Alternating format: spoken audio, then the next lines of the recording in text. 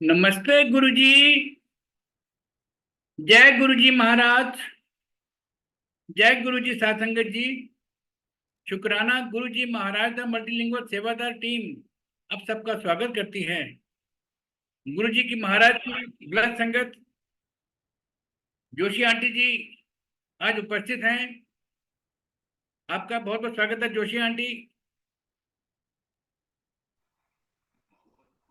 जय गुरु जी। जय Guru ji. Thank you uncle, thank you so much. Aunty Guru जी के संगत चरणों शरीफ में। करें। जी हाँ जी। मेरी आवाज ठीक आ रही है? मेरी आवाज साफ आ रही है? Aunty your audible. ठीक है आवाज। ठीक है। Thank you, thank you, thank you. गुरु जी के चरणों में कोटि कोटि प्रणाम। आई हुई सारी संगत को भी मेरा प्यार भरा नमन। सबसे पहले तो वासन अंकल को थैंक यू, और गुरु जी को तो थैंक यू है ही, और गुरु जी को हम हर समय ही थैंक यू है मुझे चुनने के लिए और विशेष कृपा करने के लिए। गुरु जी के सत्संग करने का जब भी मौका या जब भी इस तरह का कोई अवसर मिलता है, तो हमेशा पहले मैं हमेशा सोचती थी कि कैसे होगा, क्या होगा, कैसे करूंगी, क्या बोलूंगी। लेकिन अब धीरे धीरे गुरु जी ने जो हिम्मत और अपना आशीर्वाद दिया है, उसकी वजह से मैं समझिए कि कभी भी कहीं भी सत्संग करने को तैयार रहती हूँ। तो ये भी मैं उनकी कृपा ही मानती हूँ। बिना उनकी कृपा के कुछ भी नहीं हो सकता, ये हम सभी जानते हैं। आज सुबह से दोपहर में से वासन अंकल के प्लेटफॉर्म से एक रिकॉर्डिंग सुनने को मिली थी, बहुत पुरानी, 3-4 साल पहले की। और कुछ मन थोड़ा सा वो भी हो रहा था। गुरु जी के महासमाधि दिवस भी आने वाला है, और उसी टाइम पर हम सब पहले भी इकट्ठे हुए थे उस पर। तभी की रिकॉर्डिंग सुन रही थी सबके बारे में मैं। तो बहुत मन थोड़ा सा भारी भारी सा हो रहा था। लेकिन फिर वही होता है ना कि अपने को जो चीज हमें गुरुजी ने प्रैक्टिकल करके दिखाई, उसको हमें समझना चाहिए। और जो गुरुजी ने सबको अपनी अपनी कृपा से, जो उन्होंने सबको लंबी लाइफ दी है, किसी को कहा जा 5 साल देते, किसी को कहा जा 10 साल देते। ये तो सचमुच यही है कि गुरुजी ने अपने अपने ही लाइफ, अपने ही उम्र में से सबको उम्र दी है। क्योंकि गुरुजी कभी भी नेचर के अगेंस्ट नहीं जाते थे। और गुरुजी ने हमारे सामने ही इतने लोगों को बख्शा, इतने लोगों को उम्र दी है। और गुरुजी स्वयं खुद अपने शरीर में सभी का कष्ट लेकर के अपने कष्टों को अपने तप से मिटा लेते थे, और फिर वैसे ही सबको आशीर्वाद देने के लिए तैयार हो जाते थे। इतने महान, इतने प्रभु हमारे शिव स्वरूप गुरु जी हमको प्राप्त हुए, हमको मिले। वो हम अपना सौभाग्य है, हमको कहना चाहिए।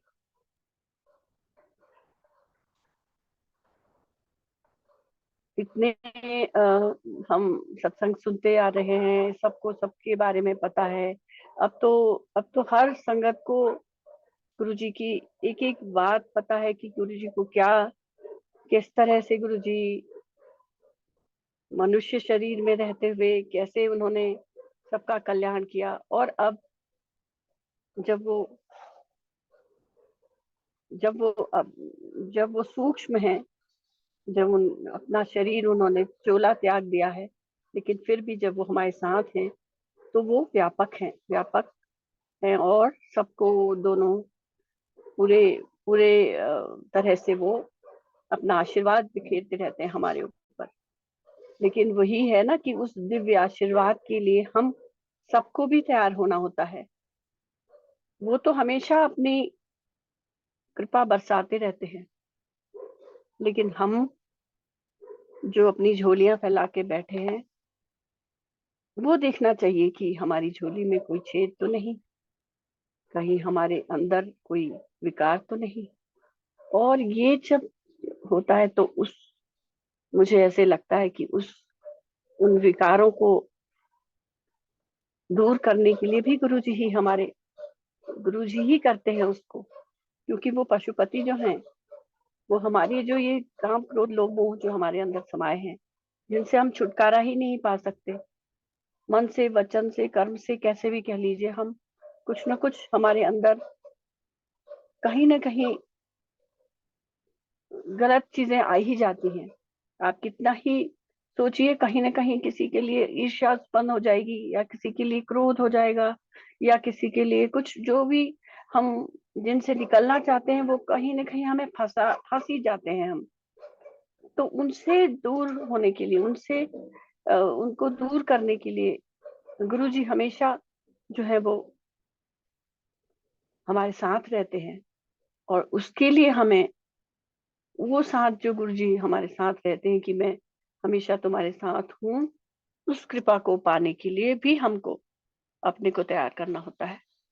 और तैयार हम कैसे करते हैं अपने को, कि अपना भांडा जो है वो साफ रख के। गुरु जी जब कभी कभी, एक बहुत छोटी सी बात मुझे अभी याद आ रही है, छोटी सी भी तो नहीं कहनी चाहिए उसको, क्योंकि गुरु जी की हर छोटी बात में कुछ न कुछ गूढ़ अर्थ होता ही था। उनके सामने एक आध बारी जैसे झाड़ू लगाते हुए कोई, जैसे हाँ कारपेट पे झाड़ू लगा रहे हैं, या बाहर आंगन में कहीं झाड़ू लगा, सो मेनी टाइम्स ऐसा होता था कि गुरुजी गुजरते थे उधर से, या देख लेते थे या कुछ भी। तो पता है गुरुजी क्या कहते थे? गुरुजी कहते थे चंगी चंगी तरह लगाई, ओने कोने भी साफ कर लो, ओने कोने भी साफ कर लो। उनके इस कहने का मतलब ही ये था कि अपना अपने अंदर, अपने हृदय के कोने भी साफ करना है। बाहर दिखाने के लिए तो सभी साफ रहते हैं, लेकिन अपना अंतर्आत्मा को साफ करना एक बहुत बड़ी सीख गुरु जी देते थे। ऐसा कह के कहते थे सफाई कर लो, अच्छी तरह सफाई करो, ओने कोने भी झाड़ लेना, ओने कोने भी साफ कर लेना, ऐसे कहते थे। और फिर हंसते थे और कनखियों से देख के और मुस्कुरा के चले जाते थे।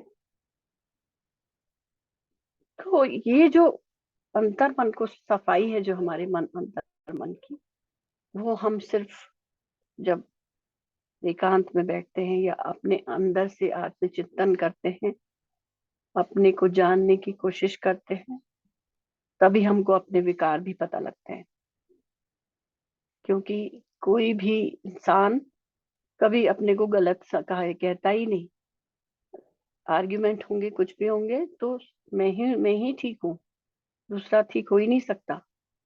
ये ये ये हमारी प्रवृत्ति होती है, एक वैसी प्रवृत्ति कहना चाहिए जिसको कि हम जबरदस्ती लाते हैं अपने अंदर।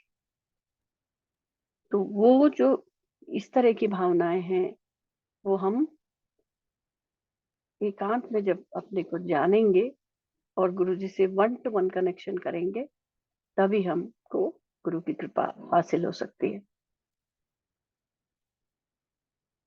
और गुरु जी ऐसे में जरूर आते हैं और आशीर्वाद देते हैं। जैसे जैसे आप महसूस करते हो कि गुरु जी हमारे पास है, हम अभी भी कहते हैं ना कि गुरु जी हैं, और सचमुच हैं गुरु जी। जैसे मैं कहती हूँ ना कि एक एक कोई हवा का झोंका आ जाता है, उससे ऐसा लगता है कि गुरु जी हैं यहीं आसपास। कोई खुशबू आ जाती है बहुत सुंदर गुरु जी की, तो ऐसे लगता है कि गुरु जी अपने पास हैं। और हमें यही फिर उससे आगे को हौसला मिलता है कि हम गलत काम ना करें, गलत चीज ना सोचें, किसी के बारे में बुरा ना करें। यही गुरु जी की बहुत बड़ी सीख है। और जैसा कि हम सभी जानते हैं, गुरु जी तो लेख मिटाकर नया लेख लिखने वाले हैं, न्यू लाइफ देते हैं वो गुरुजी सबको। और मुझे भी एक बार गुरुजी ने ऐसे ही बोला था कि जाते नहीं जाते, उन्होंने बोला जब मेरी की तबीयत खराब हुई थी और ऐसे चुप पड़ गई थी मेरी, वो सत्संग मैंने काफी बार सुनाया हुआ है। तो गुरुजी के पास जब मैं उसके बाद गई तो गुरुजी बोले मरण चली सी तनु बचाता। तो ऐसे ही कितनी बार ही हम लोगों ने अब खुद उनके ऊपर अपने ऊपर जब कष्ट लेते हैं, वो भी मैंने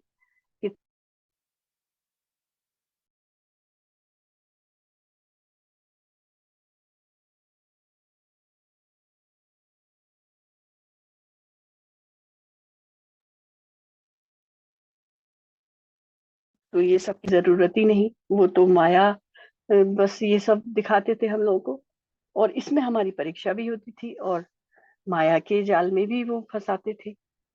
एक बार हम अ, जालंधर नहीं यहाँ थे, दिल्ली में ही थे, और हमारे हर त्योहार, हर बर्थडे, हर कुछ भी हो तो गुरु जी के पास ही हम लोग करते थे। तो दिवाली का दिन था और मेरे हस्बैंड जो है जोशी अंकल जो है वो मानेसर में पोस्टेड थे उस समय, एनएसजी में। तो हम जो है वो दिवाली के पहले दिन जब वो ऑफिस से आ गए तो हम शाम को हम लोग 4 लोग जो है वो चंडीगढ़ की तरफ चले, क्योंकि गुरुजी उस समय चंडीगढ़ में थे। मेरी भांजी आई हुई थी जो भावेश की सिस्टर है, छोटी सिस्टर भावना है उसका नाम, वो कनाडा में है इस समय। वो आई हुई थी, उसे गुरुजी का पहला दर्शन होना था, उसने कभी गुरुजी को देखा नहीं था। और वो बड़ी एक्साइटेड थी कि मैं मामा लोग के साथ जा रही हूँ और वहां पे गुरुजी के दर्शन होंगे। लेकिन हम जब वहां पहुंचे, चंडीगढ़ पहुंचे, तो पता लगा कि मंदिर बंद है और गुरुजी जो है वो नहीं दर्शन नहीं दे रहे हैं। बाहर से ही सेवादार ने बोल दिया कि नहीं गुरुजी दर्शन नहीं दे रहे हैं। तो हमें तो हुक्म का पालन करना था। तो जोशी अंकल ने कहा हाँ ठीक है, फिर कोई बात नहीं। हमने माथा टेका और सब लोग थोड़ा उदास भी हुए, लेकिन फिर हम एक किसान भवन में 2 कमरे लिए हम लोगों ने, और सोचा कि चलो यहाँ रात बिता लेते हैं और फिर दूसरे दिन सुबह वापस दिल्ली चले जाएंगे। और क्योंकि उन्होंने वो सेवादार जो भी थे उन्होंने बोला कि आजकल गुरुजी दर्शन नहीं दे रहे हैं, ये नहीं बोला कि कल को मंदिर खुलेगा, बस ये सीधे यही कहा कि आजकल दर्शन नहीं हो रहे। तो हम यही सोच के कि अब वापस दिल्ली चले जाएंगे, और हम रात बिताई हमने उधर। और ठंड तो हो जाती है चंडीगढ़ उन दिनों, विंटर्स में, ये दिवाली के टाइम पर थोड़ी ठंड तो थी ही। तो ये हमारे पास उस समय काली फेट होती थी, और गुरुजी ने उसका नाम भी घेंघिया रखा हुआ था। वो चंडीगढ़ में नहीं, ये जालंधर में गुरुजी काफी उसमें बैठते थे, काफी बारी बैठे गुरुजी उसमें। तो जोशी अंकल ने वो जो है कवर कर दिया उसमें कि सुबह थोड़ा दिक्कत हो जाएगी, बाहर खड़ी है गाड़ी। तो किसान भवन में हम ठहरे और वहां हमने रात में, हम किसी से कोई बोल नहीं रहा था क्योंकि सब उदास थे, गुरुजी से के दर्शन नहीं होना है। और सो गए सब। जब सुबह सुबह उठे तो हम जो है वो अंदर से मन में हो रहा था कि एक बार और माथा टेक लें गुरुजी के दरबार में। दरबार में नहीं तो गेट पे ही टेक लेंगे और चले जाएंगे सीधे। तो हम उधर की तरफ से चले, और जैसे ही हम वहां पे गेट पे माथा टेकने लगे तो वहां दरबान एक खड़े हुए थे, जो जो गार्ड थे। वो बोले कि आ, हमारी काली गाड़ी देख के बोले कि आप जोशी अंकल है? तो बोला हाँ। उन्होंने कि हम 2 बार कल रात गुरुजी ने उस किसान भवन किसी को भेजा था और बोला था कि जोशी उधर ठहरा है, उसको बुला के लाओ। तो किसी को आपकी गाड़ी नहीं दिखाई दी उधर। और ये सब तो देखिए गुरुजी की सब लीला ही थी। गाड़ी में कवर करवाना, उन लोगों को भेजना, नहीं तो क्या, गुरुजी वो कवर वाली गाड़ी को भी अगर किसी को दिखाना चाहते सेवादारों को तो वो भी पहचान लेता, लेकिन उनको यही लीला करनी थी। तो खैर हमने माथा टेका उसमें ब्रिगेड पे, और सोचा कि चलो कोई बात नहीं, वहीं घर ही चले, वहीं चलते हैं दिल्ली वापस। लेकिन जब ऐसा कह दिया तो एक उत्साह हो गया, और वो दरबान भी कहने लगे कि आप जो है वो जाइए मत, गुरुजी ने रात को 2 बार भेजा था और आपकी गाड़ी नहीं दिखी, इसलिए वो लोग वापस आ गए। तो बहुत खुश सब लोग, हम चारों बहुत खुश हुए।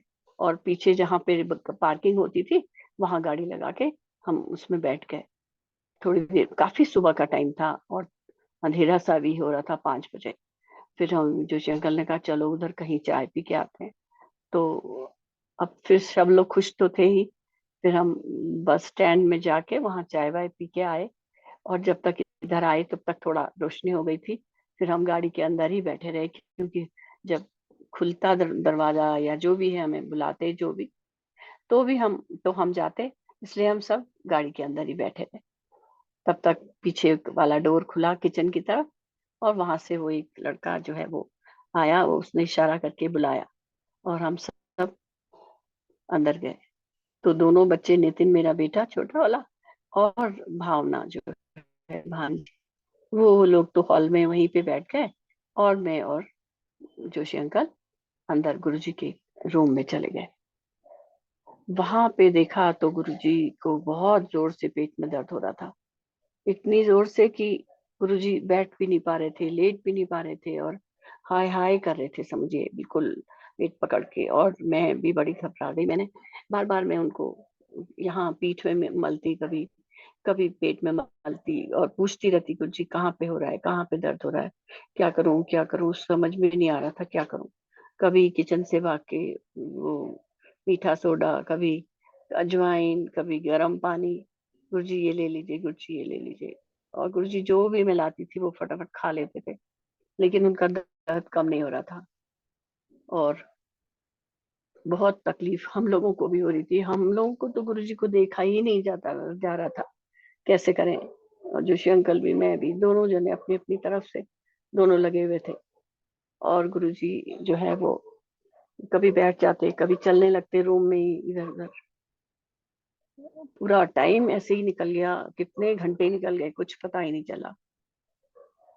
धीरे धीरे शाम हुई। हम लोग को तो बिल्कुल टाइम का, मुझे अब मैं कभी सोचती हूँ उस सचमुच में कहाँ गया होगा वो समय, मुझे नहीं पता। और हम, इतना टाइम निकल गया, कुछ ऐसे ही रहे। थोड़ा शाम का टाइम होने लगा, जब पता नहीं कितने बज गए होंगे, मैं तो बिल्कुल ही शून्य हो जाती थी गुरुजी के सामने जाके। और 3-4 जो भी बजे होंगे उस टाइम पर, जो सेवादार उनके, उनको गुरुजी को मालिश करा नहलाने वहलाने के लिए आते थे, वो आ गए। और धीरे धीरे घर वाले जो भी थे वहां जहाँ गुरुजी रहते थे, 33 में शायद, पता नहीं, मुझे ठीक से याद भी नहीं रहता। तो वहां जो है चहल पहल थोड़ी सी बाहर होने लगी। और हमें, क्योंकि बार बार कभी कुछ के लिए, चीज के लिए बाहर जाती थी किचन में, और बच्चे दोनों सुबह वहीं से वहीं पे बैठे हुए थे। और जब थोड़ा वो, जब कोई वो जो भैया थे जो भी सेवादार थे वो आ गए, तो गुरुजी की स्नान की तैयारी की होगी उन्होंने। और फिर गुरुजी को बताया होगा, या गुरुजी को तो सब मालूम ही था। और गुरुजी धीरे कहने लगे, हमसे भी बोले जाके बैठो बाहर। और थोड़ा थोड़ा ठीक से होने लगे, थोड़े से ठीक से लगे, और गुरुजी ने हमसे कहा बाहर बैठो। और गुरुजी जो है वो नहाने के लिए चले गए। धीरे धीरे सेवादार लोग और आने लगे। जो सेवक, जो बाकी के सत्संग संगत वाले थे, वो लोग आने लगे। शाम होने लगी। दिए, जिनको जो काम होगा, जिनकी जो सेवा होगी, वो अपनी अपनी सेवा करने लगे। दिए जला रहे हैं, कोई रख रहे हैं कहाँ पे दिए जलेंगे, कहाँ पे मोमबत्तियां लगेंगी, फूल सजा रहे हैं, कोई कुछ कर रहा है। सब अपने अपने लग गए और धीरे धीरे संगत बढ़ने लगी। अचानक गुरुजी कमरे से निकले जैसी शाम हुई, और इतने सुंदर लाल रंग का उन्होंने चोला पहना था। कौन कहेगा कि दिन भर गुरुजी की ये हालत रही होगी। कौन कहेगा कि कितने तड़प रहे थे गुरुजी। मतलब मैं अभी भी समझती हूँ तो मेरे अंदर से दिल मेरे में दर्द होने लगता है कि कितनी सहन गुरुजी ने कितना कष्ट किसका लिया होगा। और लगभग 1 साल के बाद हमें पता लगा था, जब वो आंटी आई थी वहां की, आयरलैंड वाली सुखी आंटी, कि उनका उस तरह का कुछ जो भी था पेट का, वो मर्ज गुरुजी ने ठीक किया था। तो आप सोचिए, इतने इतने बड़े महापुरुष, इतने भगवान स्वरूप गुरुजी, महादेव महाशिव वो जब हमारे अंदर का कष्ट ले लेते थे तो कितना हम लोग कितने नालायक, जो हम उनके लिए हम तो कुछ भी नहीं कर सकते थे, देखिए। और यही चीज अब बाद में जब गुरुजी ने समाधि ली, उस समय मैं सोचती थी कि इतने इतने दर्द में तो गुरुजी को कुछ हुआ नहीं, और वो थोड़ा सा एक दिन जो भी हुआ होगा उनको उस दिन पता ही नहीं, क्योंकि सैटरडे की जो शाम थी उस दिन 30, जो सैटरडे था, तो उस दिन जब सत्संग हुआ, संगत हुई थी, नहीं इतवार को भी हुई थी, और सोमवार मंगल बुध, बुधवार को गुरुजी रात को, मेरे ख्याल से बुधवार ही था, मैं लॉस्ट रहती हूँ मैं तो। और हर दिन जाते थे जोशी अंकल, हर दिन ऑफिस से आते समय, और गुरु जी को माथा टेकते हुए जाते थे, कभी दर्शन हो जाते थे, नहीं तो चाय प्रसाद लेके आ जाते थे।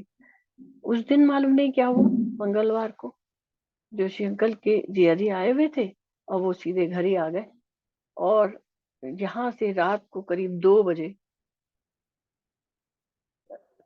किसका फोन आया, पता नहीं छोटू का या किसका, कि गुरुजी बहुत बीमार है, उनको हॉस्पिटल ले जा रहे हैं, आइए करके। और ये तो बेहद तहाशा अपना वो लेके गाड़ी उठाई और चल पड़े, और अकेले ही। और कहते हैं कि इनको पता ही नहीं था कहाँ गुरुजी को कौन से हॉस्पिटल ले गए क्या, और ना फिर सुल्तानपुर जाने का भी कोई वो ही नहीं था, किसी को पता ही नहीं कहाँ गए हैं। तो कह रहे हैं कि जैसे एक खिंच जैसी होती है, वो सीधे एम्स पहुंचे ये, और वहीं थे गुरुजी। और फिर जो भी था, रात को 2:30 2 बजे जो भी था, गुरुजी की अपनी इच्छा थी कि वो ये शरीर छोड़े, तो उन्होंने शरीर छोड़ दिया। जो हम अपनी बुद्धि से, जो हमारी मानव बुद्धि है, उससे तो हमको लगता है कि ये हम लोग तो ये इसमें बंधनों में फंसे हैं ना, तो हमको शरीर शरीर से जो मोह था वो है था ही। तो सभी लोग बिल्कुल अनाथ हो गए, जैसे क्या हो गया ये। और सुबह हमें, जब मुझे तो पता लग गया था रात को ही, जब इन्होंने फोन किया था वहां से। और लेकिन हमको तो कोई वो नहीं था ना, सबको बोल दिया गया था कि गुरुजी के लिए प्रेयर करो, गुरुजी के लिए प्रार्थना करो, सब लोग मंत्र जाप करो। तो सब लोग, सारे सारी जो जिसको जहां जहां, सब लोग मंत्र जाप में लगे थे, और अंदर से धक धक धक धक भी होता था कि, और मन में पूरा विश्वास भी था कि गुरुजी को कुछ नहीं होगा। लेकिन जो उनको मंजूर था वो तो उनकी ही इच्छा से हुआ। और फिर जो है वो, मैं और जीतू हमको लेके गया, सनी आंटी और मैं, बिना कुछ बोले, बिल्कुल एकदम ऐसा सन्नाटा हो गया था कि कोई किसी से कुछ बात नहीं, बस एक अंदर से जो चुभन, जो एक खालीपन, एक जो, वो हर एक जना महसूस कर रहा था। और सचमुच में, लेकिन फिर बाद में अभी लगता है कि गुरुजी इन सब से मुक्त होकर के, व्यापक होकर के, और भी व्यापक होकर के सबको अपना आशीर्वाद देने के लिए, खुद उन्होंने अपने लिए ये सब चुना था, अपने जो ये जो भी उनको शारीरिक कष्ट जो हमें देखते थे हम लोग, उनसे सचमुच कुछ जो ने खुद तो मुक्ति पाई। वैसे तो उनके लिए ये सब चीजें छोटी सी चीजें थी, हम लोग को ज्यादा लगता था। But we we all really miss him, इनका उनका his physical presence really miss. उसको तो खैर कुछ कर ही नहीं सकते अब, बट जो हम अब जानते हैं कि गुरुजी हमारे साथ हर क्षण हर पल रहते हैं और हैं, और वो चीजें बहुत लोगों को गुरुजी ने स्वयं दिखाई है, साक्षात दर्शन दे करके। उस चीज को फिर अब आगे जो है वो तो मैं बता भी नहीं सकती, और ना ही मैं उसको याद भी करना चाहती हूँ। तो जो भी था, जो भी था, गुरुजी ने हमें ये भी बता दिया कि मैं हूँ और सदा रहूंगा।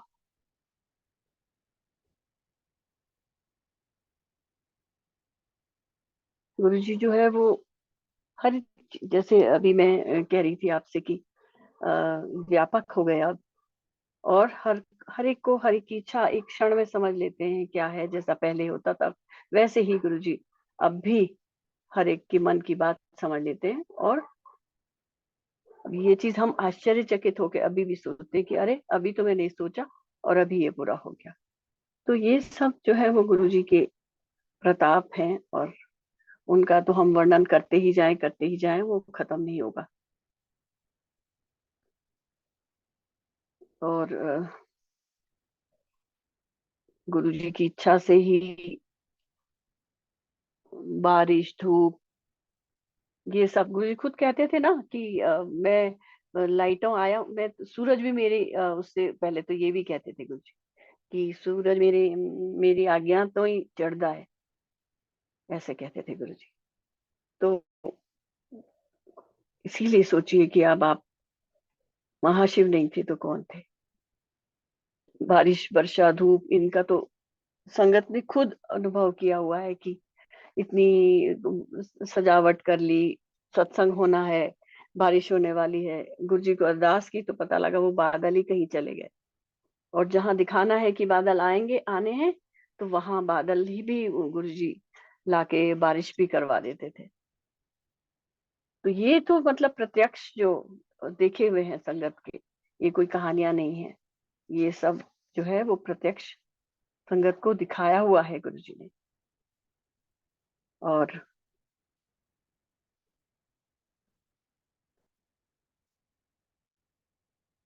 बस जो भी है गुरु जी की प्रेजेंस को हमेशा अपने साथ महसूस करना चाहिए, और गुरु जी की कृपा जो है उसके लिए हमेशा प्रार्थना करनी चाहिए कि हमको, जैसे कहते हैं ना कि चंगी चीज कोई नहीं मांगता, कहते थे गुरु जी। तो वो चंगी चीज भी मैंने भी एक बार गुरु जी से पूछा था कि गुरु जी पता ही नहीं है हमको चंगी चीज क्या होती है। गुरु जी ने कभी फिर बताया भी नहीं, हंस देते थे बस गुरु जी। लेकिन वो चंगी चीज क्या है वो आप अपने अंदर से ही सोचिए कि गुरु से भगवान को ही मांग लो, तो हमें और कुछ चाहिए ही नहीं। फिर जब हम ईश्वर के सानिध्य में रहते हैं, भगवान को हम अपने समीप मानते हैं, और हम पूर्ण विश्वास के साथ जब अपनी डोर सौंप देते हैं उनको, तो फिर हमें ना चिंता करनी चाहिए और ना भटकना चाहिए। था था में भटकना नहीं चाहिए। था ना भटको, कहते थे गुरु जी, एक था बीच रहो। क्योंकि अगर अलग अलग अलग अलग तरफ मन भटकाओगे तो एक जगह भी नहीं टिक पाओगे। तो इसलिए एक डर पकड़ के रखो, सब कोई एक है, सारा ब्रह्मांड सिर्फ एक ही शक्ति से बना हुआ है, ये सब लोग जानते हैं। तो उसी को कायम रखने के लिए गुरुजी यही कहते थे कि, और गुरुजी ने कभी ऐसा कहा ही नहीं कि किसी कोई धर्म छोटा है या बड़ा है, या तो वो सब वो उनको पता है, वो सब यही कहते थे कि सब एक है, और सब जानते हैं कि एक है।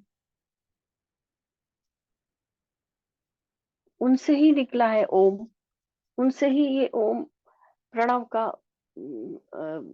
जो है वो वही उनके मुख से ही उत्पन्न हुआ है।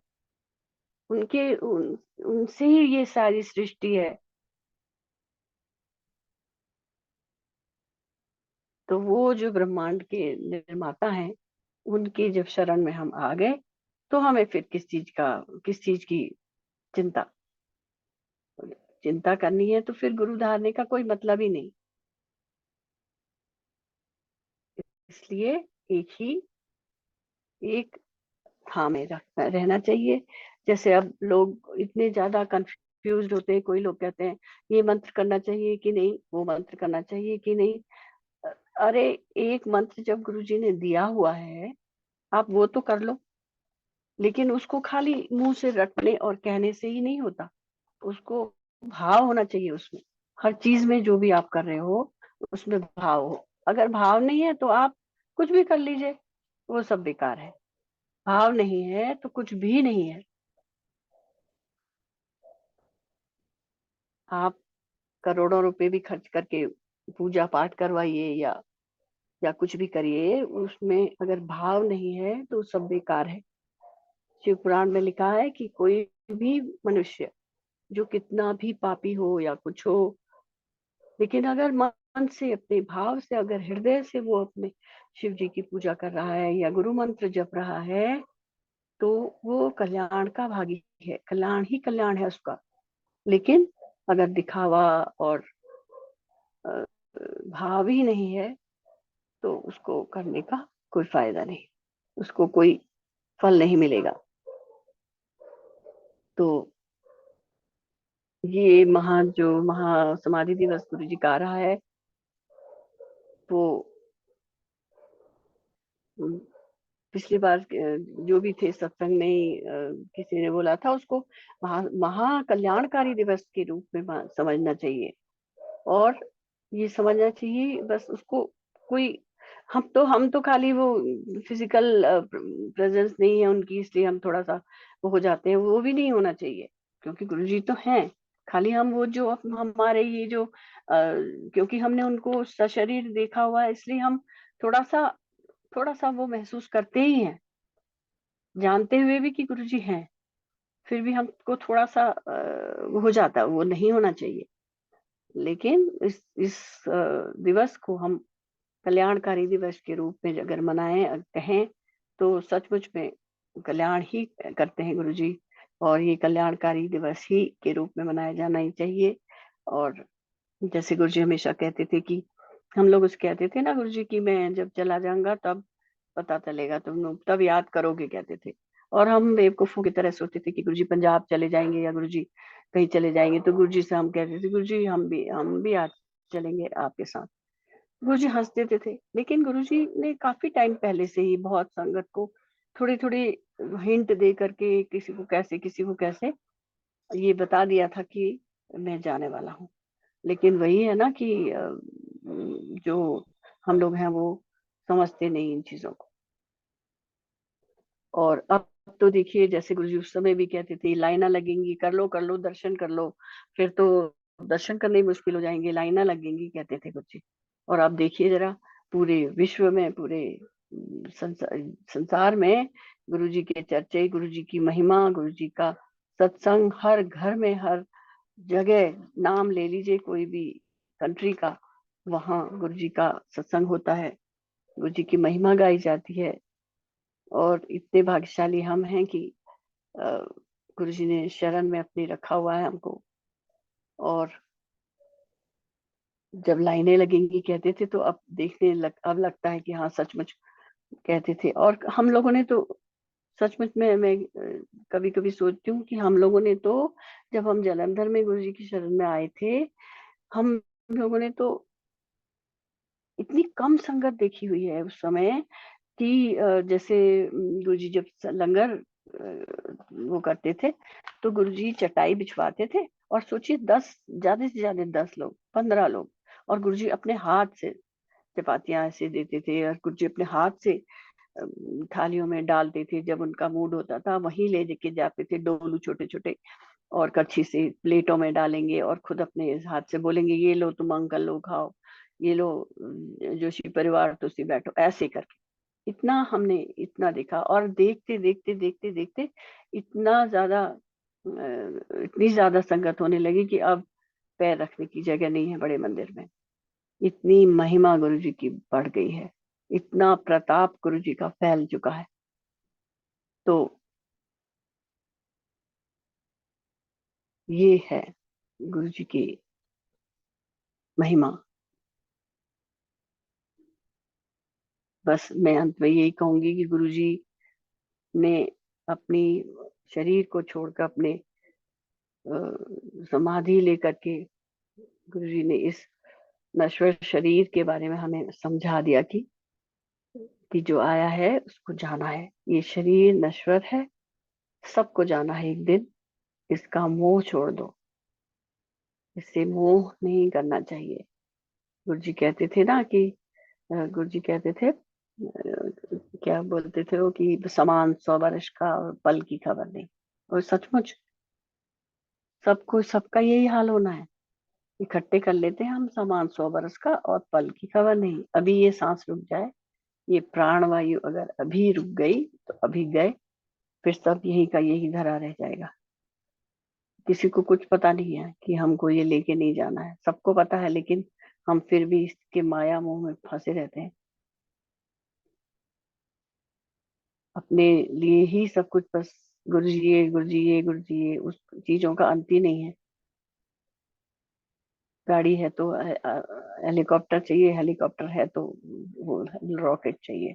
एक बहुत बढ़िया वो किसी संगत ने ही हम इसमें शेयर किया था, बहुत मुझे उसको दिल को छूने वाला, कि आप जो है हर पल, हर पल शुक्राना कीजिए आप, कि हमको भगवान ने इतना सुंदर शरीर दिया हुआ है। किसी के हाथ पैर नहीं है, किसी का आंख नहीं है, किसी का कुछ नहीं है, कैसे बेचारे वो सब वो करते हैं, कैसे रहते हैं। आपको सब चीज देने के बावजूद भी वो आपको दिखती नहीं, और जो आपके पास नहीं है वो ही आप देखते हो कि ये मेरे को तो ये नहीं दिया, उसको तो वो दे दिया। बस दूसरे की चीज दिखती है और आप जो है वो लालचियों की तरह वो मांगने लगते हो। ये नहीं देखते कि क्या है हमारे पास, क्या मिल गया हमको। और इतना हमको अकल नहीं आती कि जैसे वो कहते थे ना, इतना क्या कहते हैं वो, एक दोहा आता है ना कि भगवान गुरु जी इतना दीजिए जिसमें कुटुंब समाए, मैं भी भूखा ना रहूं, साधु न भूखा जाए। इससे कहीं अधिक गुरु जी ने दिया है, तो हम शुक्राना करने के बदले बस लालची जैसे सब चीज मांगते ही रहते हैं। इन चीजों से हमें दूर रहना है। इन चीजों से हटकर हमें गुरु जी के चरणों की प्रीति मांगनी है। गुरु जी से प्यार करिए, गुरु जी की चरणों की प्रीति मांगिए, गुरु जी को अपना सब कुछ दे डालिए जो है आपके पास। दे तो हम कुछ भी नहीं सकते, लेकिन उनको अपना प्यार तो दे ही सकते हैं, उनको अपना अपना अपनी वही तो दे, अपनी भावना, अपने भाव से तो उनको कम से कम वो कर ही सकते हैं कि गुरु जी आपने जो दिया दाता, उसके लिए बहुत बहुत शुक्रिया, बहुत बहुत शुक्राना। गुरु जी इतना छोटा शब्द लगता है मुझे। और हर समय कोई दिखावा करने की जरूरत नहीं कि आप हर समय ये वो मुंह से बोलते रहो कि जय गुरु जी, शुक्राना गुरु जी, जय। ठीक है, बोलो, बहुत अच्छा है, लेकिन कोई कोई अगर ना बोले तो कुछ ऐसा नहीं है कि सोचना चाहिए कि इसने तो कहा ही नहीं। अपने अंदर से होनी चाहिए वो शुक्राना की, जो जो गुरु जी का जो के लिए जो हम कहना चाहिए ग्रेटिट्यूड, जो हमको उनकी कृपा प्रसाद जो हमको मिल रहा है, उसके लिए अपने अंतर मन से वो भावना आनी चाहिए, किसी को दिखाना नहीं है। तो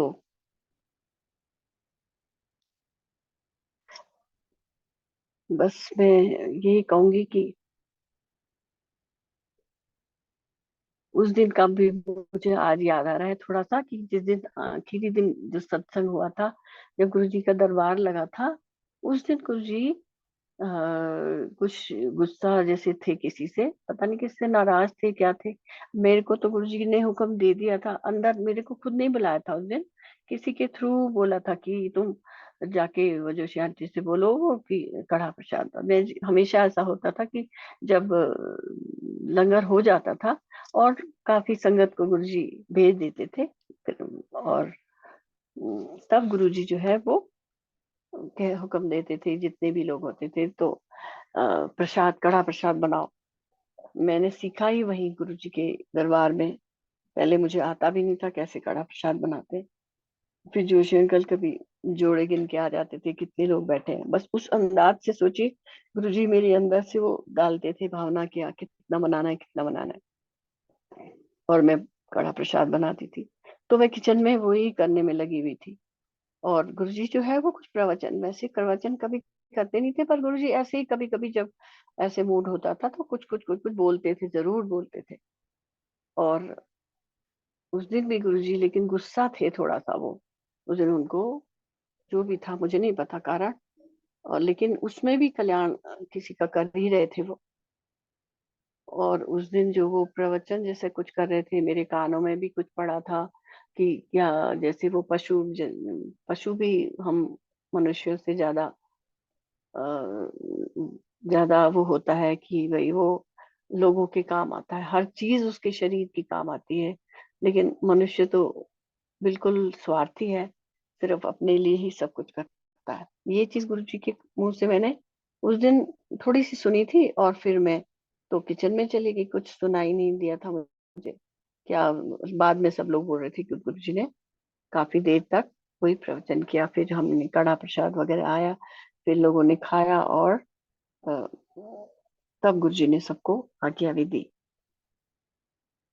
वो हमको क्या मालूम था कि गुरु जी 2 दिन बाद गुरु जी का ये सब हो जाएगा। खैर, जो भी था गुरु जी अभी भी है हमारे पास, इसमें कोई दो राय है ही नहीं। और गुरु जी जो है वो सबका कल्याण करें, इसी तरह गुरु जी अपने भक्तों को के ऊपर कृपा करते रहें, यही कहते हुए मैं आज्ञा लेना चाहूंगी। वासन अंकल। जय गुरु जी। जय गुरु जी। जय जय over Guru ji. Over to Archana aunty. जय गुरु जी।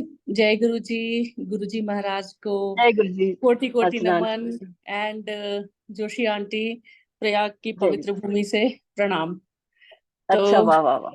प्रयागराज गंगा यमुना जी का संगम तट। और जैसे बोलते हैं ना कि कहाँ पे वो पूजा पाठ या यज्ञ हो रहा है वो भी बहुत मैटर करता है। तो किसी शिवालय में हो रहा है या गंगा जी के किनारे हो रहा है, तो आपका सत्संग आज प्रयाग में सुनने को मिल रहा है, तो ये भी अपने आप में बहुत बड़ी गुरु जी की कृपा है। तो इसके लिए गुरु जी का बहुत शुक्राना, आपका शुक्राना। आपने तो हमेशा की तरह सब कुछ जैसे इतने सुंदर सरल भाव से, क्योंकि गुरु जी ने कहा, मतलब हम सबके लिए एक बहुत बड़ा लेसन है कि बिल्कुल नीवे हो जाओ, मूर्खों बिल्कुल। के हम दास। ये गुरु जी के वचन है कि सबको ये नीवापन रखना चाहिए, ये सहजता, ये सरलता। और आप में तो कूट कूट के भरे हैं आंटी, मतलब आप कभी उसको एक्सेप्ट नहीं करेंगे मुझे पता है, लेकिन हम सब जानते हैं। और हमने तो देखा है आपको, जोशी अंकल को, हमेशा दरबार में गुरु जी की सेवा में बिल्कुल तत्पर, और सब कुछ हमारी आंखों के सामने ही होता था। और उसके बावजूद आप इतनी सहजता से सारा सत्संग कर देते हैं, और उसके लिए कभी कोई क्रेडिट क्या, कोई अपने अंदर वो भी नहीं लेते हैं कि मैंने सत्संग किया, सब कुछ गुरु जी का। तो ये बहुत बड़ी बात है। और आज भी आपने वही किया, इतना सुंदर सत्संग किया। और स्पेशली उस समय के बारे में जिस समय से हम सब गुजर रहे हैं, गुजर गुजर चुके हैं। मतलब एक बैड एग्जाम्पल है कि जैसे 9/11 हुआ था अमेरिका में, ट्विन टावर का, तो हर किसी को याद है आज तक कि वो उस समय कहाँ था और क्या कर रहा था। तो हम्म। उसी तरह से हर किसी संगत को उस समय की याद है कि उस समय वो कहाँ था और क्या कर रहा था जब गुरुजी ने महासमाधि लेने का फैसला किया, क्योंकि मर्जी उन्हीं की थी।